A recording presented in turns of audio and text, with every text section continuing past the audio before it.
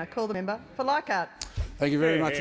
Thank you very much indeed, Madam Speaker. I rise here this evening to acknowledge the members of the Australian Sikh community who have made great efforts to be here to witness the tabling of this historic petition. In fact, we've had members of the community travelling from all over Australia, even as far away as Canada, to be here this evening.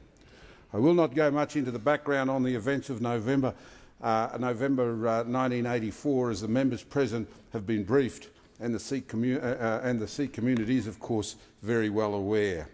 But it's important to note that today, the 1st of November, is 28 years to the day that these attacks took place, and as long as they continue to be referred to as anti-Sikh riots, there can be no closure for the Sikh community. Discussions around mass violence and genocide will always be controversial, but the continual denial of such historical injustices can only encourage modern-day crimes against humanity. It was in 1939 when Hitler justified the persecution of Jews by referring to the killing of 1.5 million Armenians by the Turks in 1915. These few simple words he uttered to the leaders of Poland, who speaks today of the annihilation of the Armenians, led to the death of over 6 million Jews. Almost 100 years on, the Armenians are still fighting for recognition, but their cause was helped last year by 7 members of this parliament calling for the Australian government to recognise a recognition of crimes against humanity for the Armenian, Greek and Assyrian genocides. More recently, in March, this House formally recognised the killing of 7,000 Muslims in Srebrenica in 1995 as an act of genocide. It was this event that cemented my commitment to this cause today. If the killing of 7,000 people could be recognised so quickly by world leaders, why has the Sikh community had to struggle for so long? I am aware that the Prime Minister of India has asked the victims to forgive and forget, but it seems clear to me that the events of 1984 onwards and the lack of justice has lasting wounds on the Sikh psyche.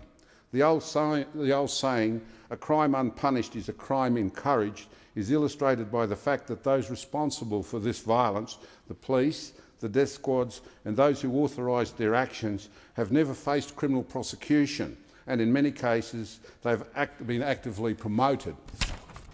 More recently, in March, this petition. I'm aware that numerous mass graves from 1984 have been discovered recently in Haryana and in other states, and these deaths, totalling thousands, are outside the official figures. There was also proof of tens of thousands of people that have gone missing since 1984, imprisoned and executed without trial outside the judicial system. I am told that people still cannot speak openly due to the pressure from the state security forces, and it was just 3 years ago that the Indian MPs were first allowed to discuss the events of 1984 in their own parliament. Close, I'd like to emphasise that this is not an attack on any particular element of Indian society. It is well known that many Sikh lives were saved through the courageous actions of Hindus, and we must pay tribute to those. This petition is asking for the Australian government to recognise that those killings fit the United Nations definition of genocide, and to urge the Indian government to take the proper legal action against those responsible. Madam Speaker, this is something that I'm pursuing because I personally feel that it is the right thing to do. I made a commitment to my dear friend Mr Daljit Singh, who through our friendship educated me about Sikh culture, tradition and religion, and made me aware of this horrific event. That's why I've commenced this journey 2 years ago, and I hope our aims will be taken in that context.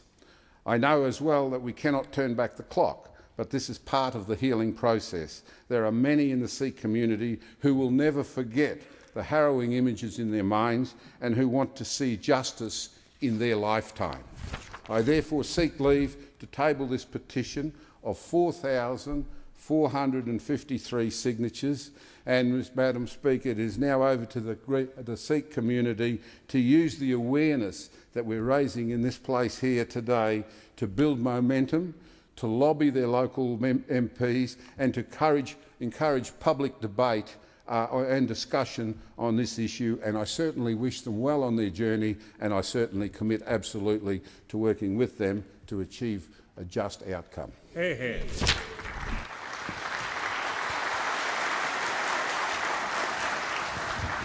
Thank the member and the community for their attendance today. The petition will be tabled.